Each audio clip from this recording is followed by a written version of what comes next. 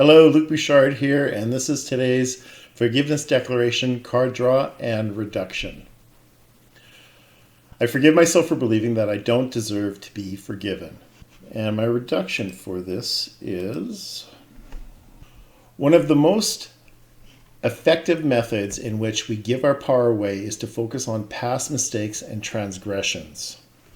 Moreover, although this is the ego's domain, whose purpose is to keep us small and tortured and in the past, we have to look at our payoff to subscribe to the belief that we are unforgivable, which is guilt.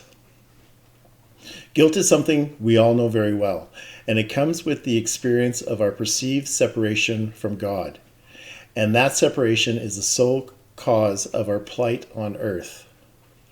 Lastly, guilt is a choice.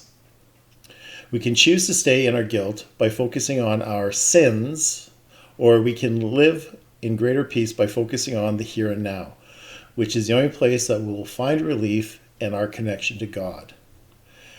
And the quote I pulled from the Course in Miracles is, "What is temptation but the wish to stay in hell and misery?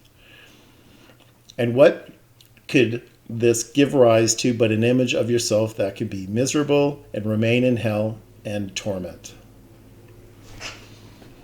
Okay, so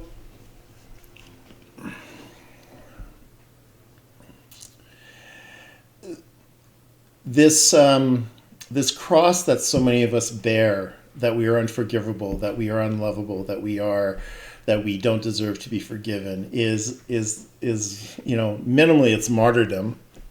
But it comes down to an identity that we have, that we are really that awful, we are really that unseparated from God. And it's not necessary. It's something that people have been told that they have to believe. They've been socialized to believe that. I don't know if one gender does it more than the other, but there is something about being this one that is so awful that you can't, that you're not forgiven. It kind of reminds me of when I would hear people in AA programs in their recovery talk about their how bad it was before they went into recovery, and it was almost like this one-upmanship of how awful it got before they hit rock bottom, and how messed up their lives had to be.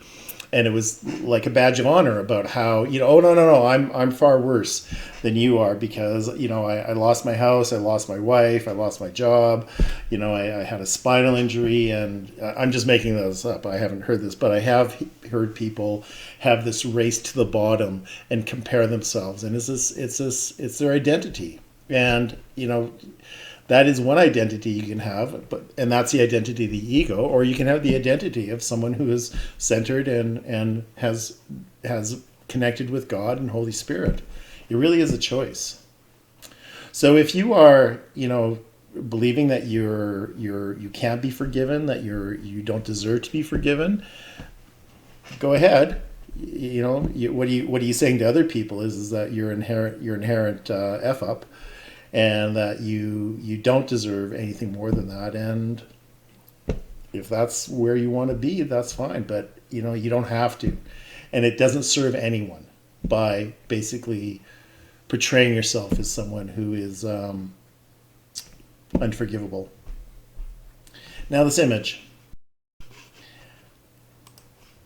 I kind of liked how we had how I have the feather around, all the sidewalk, the concrete and the other debris. And it really speaks to the fact that, the feather is one that's unforgivable, and there it is in its own personal hell. Well, that's unfortunate, and it's not necessary. Thanks so much for watching this video.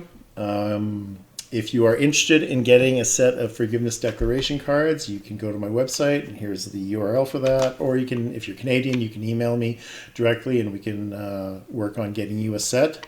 So you're not having to pay in USD, and it's $59 Canadian for Canadians, and everyone else it's $59 American.